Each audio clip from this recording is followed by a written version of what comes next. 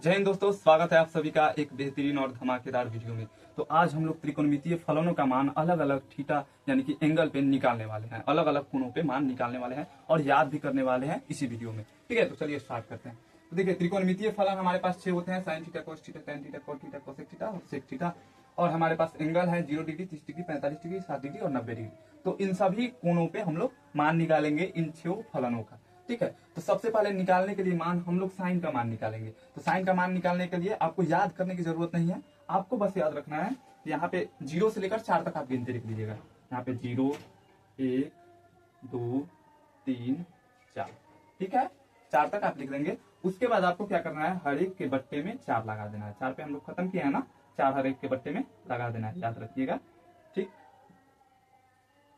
ठीक है, उसके बाद क्या करना है, हर एक के ऊपर अंडर रूट लगा देना है। बस इतना ही है, इतना हो गया, आपको याद हो गया, समझिए तो।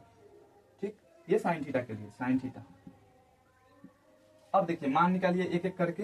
तो 0/4, 0/4 को अब देखिए 0 का तो 0 ही होगा। ठीक है, अंडर रूट करें या कुछ भी करें, 0 0 ही होता है क्योंकि ये अपने आप में हीरो है। ठीक है, और 4 बटा में कुछ भी हो, बटा में कुछ भी हो उससे मतलब नहीं है। अंडर रूट 4 हो, 2 हो, 3 हो, कुछ भी हो, ये सबको क्या बना देगा, 0 बना देगा। ठीक है, अगर 0 है, 0 के बट्टा में कुछ भी ला दीजिए, कितना भी 30 मार्क जो भी अंक है उसको ला दीजिए, वो सबको 0 ही बना देगा क्योंकि ये अपने आप में ही हीरो है। ठीक, तो साइन 0 का मान हम लोग का आ गया 0, यहाँ पे लिख दीजिए 0। ठीक, उसके बाद यहाँ पे साइन 30 का हम लोग निकालेंगे। तो 1/4 अंडर रूट में है, तो 1 का वर्गमूल 1 ही होता है, याद रखिएगा। 1 का वर्गमूल 1 होता है और अंडर रूट 4 है, तो अंडर रूट 4 यानी कि 4 का वर्गमूल क्या हो जाता है, 2। तो 1/2 हो जाएगा हम लोगों का साइन 30 का मान।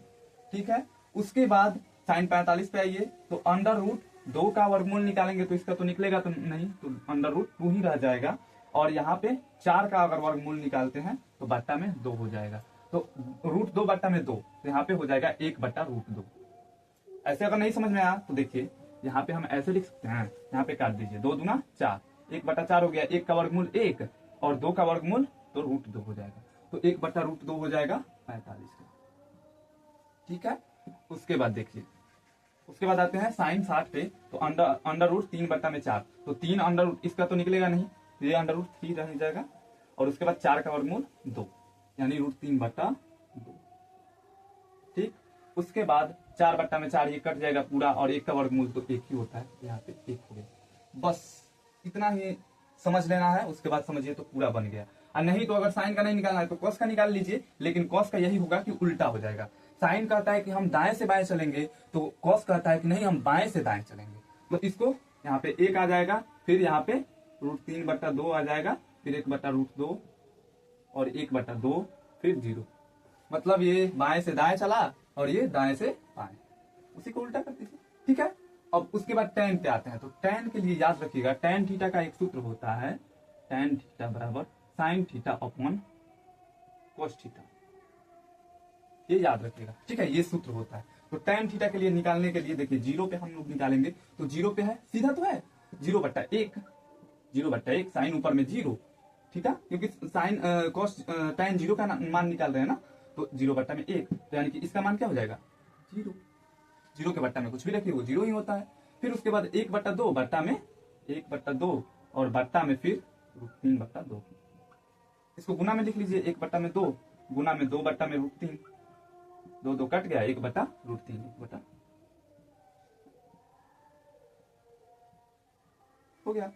फिर उसके बाद यहाँ पे साइन 45 के लिए 1/√2 बट्टा में 1/√2, सेम चीज है, बट्टा में है तो कट जाएगा, तो 1 हो जाएगा। ठीक है, उसके बाद 60 के लिए तो √3/2, अगर गुना लिखते हैं तो इसको पलट देंगे, यानी कि 2/1, 2 2 कट गया, यानी कि √3 हो गया। और 90 का तो 1/0। अब किसी भी संख्या के अगर बट्टा में 0 है तो उसका मान निकालना असंभव होता है, जिसको अपरिभाषित भी हम कह सकते हैं, वो परिभाषित नहीं है। ठीक है, उसका जो मान है वो हम नहीं निकाल सकते हैं, तो इसका अनंत लिख देंगे। ठीक है, ये सिंबल है अनंत का। अब उसके बाद जैसे साइन के विपरीत दिशा में कॉस चलता है, वैसे ही tan के विपरीत दिशा में कॉट चलता है हमारे लिए। तो ये जैसे ये बाएं से दाएं गया तो वो दाएं से बाएं आएगा, ऐसे कर दीजिए। फिर उसके बाद √3, फिर 1, फिर 1/√3, फिर 0।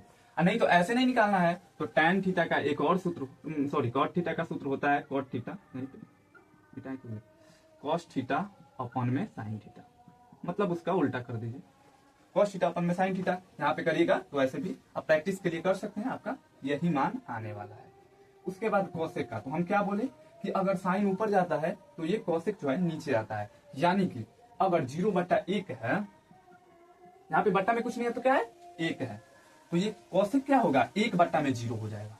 क्या क्या सुने नहीं सुने, अगर साइन 0 है तो साइन नीचे अगर जाता है या कोसेक ऊपर जाता है, तो अगर 0/1 है तो ये इसके क्या हो जाएगा उल्टा हो जाएगा, इसको उल्टा कर देंगे, यानी कि 1/0। और याद है आपको कि किसी भी संख्या के अगर बट्टे में 0 होता है तो उसका मान अपरिभाषित होता है, यानी अनंत होता है, तो यहाँ पे हम अनंत लिख देंगे। ठीक है, उसके बाद 1/2 है तो 1/2 का उल्टा कर देंगे, पलट देंगे, तो 2/1 यानी कि हम केवल 2 भी लिख सकते हैं। फिर 1/√2 है तो यहाँ पे भी √2 हम लिख सकते हैं, और √3/2 है तो 2/√3 हम लिख सकते हैं, और 1 का उल्टा तो 1 ही होता है। समझ गए? सेम जैसे साइन के विपरीत दिशा में कॉस चलता है, tan के विपरीत दिशा में कॉट चलता है, उसी प्रकार कोसेक के विपरीत दिशा में सेक चलता है। तो यहाँ पे सेक का क्या हो जाएगा 1 2/√3, फिर उसके बाद 2 फिर उसके बाद 2 फिर अनंत। ठीक, बात समझ में आ रही है? और नहीं तो सेक थीटा किसका विपरीत होता है, कोस थीटा का, कोस थीटा का उल्टा होता है, कोस थीटा का उल्टा सेक थीटा होता है, और साइन थीटा का उल्टा कोसेक थीटा होता है। ठीक है, और याद रखिएगा यहाँ पे ये tan थीटा का उल्टा cot थीटा भी होता है। यहाँ पे इसको अगर उल्टा भी करिएगा तो सेम ही मान आने वाला है। 0/1 का उल्टा करिएगा अनंत आएगा, 1/√3 का उल्टा करिएगा √3 आएगा, 1 का उल्टा 1, और √3 का उल्टा 1/√3 होगा, और अनंत को हम 1 ऐसे लिख सकते हैं, इसको उल्टा करेंगे तो 0/1 यानी कि 0। समझ में? तो ऐसे भी आप याद रख सकते हैं tan के लिए और कट के लिए, क्योंकि tan cot एक दूसरे के उल्टा होता है। और नहीं तो sin थीटा बट्टा cos थीटा tan थीटा के लिए सूत्र याद रखिएगा, और cot थीटा के लिए cos थीटा बट्टा में sin थीटा, या फिर tan का निकाल लीजिए और tan का उल्टा क्या चलता है cot चलता है, तो cot का लिख दीजिए, हो गया। देखिए इतना ही आसान है, बहुत ही आसान है, बहुत ही आसानी से आप इसको याद कर सकते हैं, लिख सकते हैं। क्वेश्चन प्रैक्टिस करिएगा तो आपको ये माइंड में सेट हो जाएगा। ठीक है, चलिए मिलते हैं नेक्स्ट वीडियो में, तब तक के लिए आपका धन्यवाद।